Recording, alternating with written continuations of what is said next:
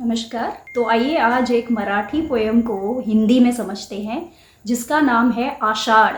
Being a non Maharashtrian, मैंने ये non Maharashtrians के लिए बनाई है, स्पेसिफिकली जो मराठी कविता को समझने में थोड़ा स्ट्रगल करते हैं।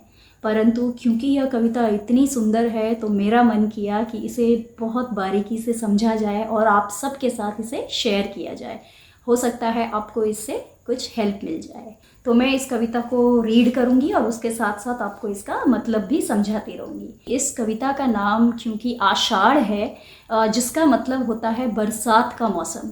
सो जून जुलाई के मौसम में जब खूब बारिश होती है तो उस बरसात का कवयित्री मृणाल केड़कर ने इसका वर्णन बहुत ही खूबसूरती से किया है।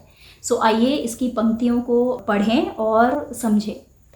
नदी ओलेती झालेली, धरी वारांच्या पदर, धरा भिजून भिजली, जशी भरली घागर। तो हमें पता है कि जब खूब बारिश होती है तो नदियाँ किस तरह से पूरी तरह से भर जाती हैं पानी से, और हवाएं भी खूब चलती हैं।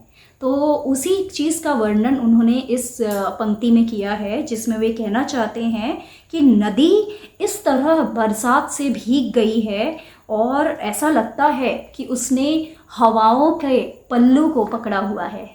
तो हम देखते हैं कि जब खूब तेज़ हवा होती है तो किस तरह नदी हिलती डुलती है। तो उसी को देखकर कवयित्री ने उसका वर्णन इस प्रकार किया है, मानो नदी एक स्त्री हो जिसने अच्छी सुंदर साड़ी पहनी हो, जो बरसात की वजह से गीली हो गई है, और ऐसा लगता है कि नदी ने हवा रूपी पल्लू को पकड़ा हुआ है।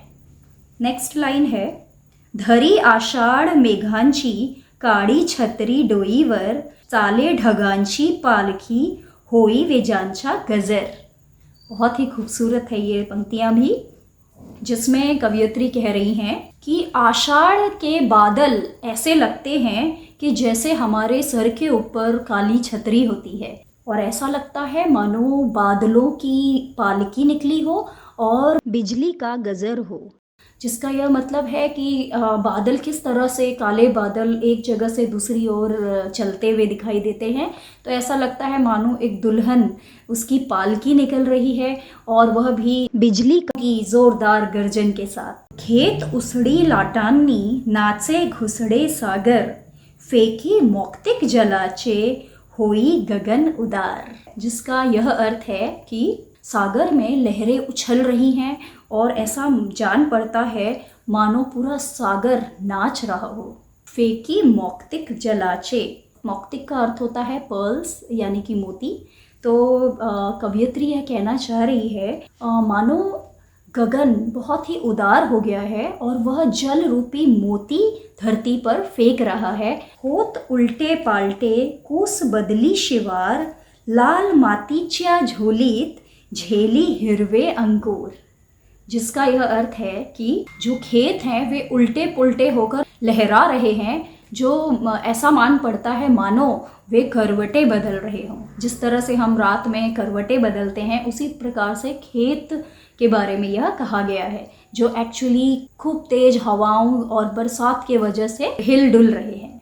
और जो आखिरी पंक्ति है वह भी बहुत खूबसूरत है, जिसका अर्थ यह है कि लाल मातीच्या झोलीत, मतलब जो धरती है जिसकी मिट्टी लाल है, उसकी झोली में हरे हरे अंकुर फूट रहे हैं। झोली जो है हरे हरे हरियाली से भर गई है। सो यह है बहुत ही सुंदर कविता। मैं आशा करती हूँ कि आपको यह कविता अच्छे से समझ में आई होगी, और अगर कहीं पर कोई तकलीफ़ है तो आप कमेंट करके आप अपना क्वेश्चंस पूछ सकते हैं। I hope you liked this video, and if you did then please hit the like button and also share this with your friends. We'll meet you in the next video. तब तक हमारे channel को ज़रूर subscribe करें और हंसते रहें, खुश रहें। Thank you so much.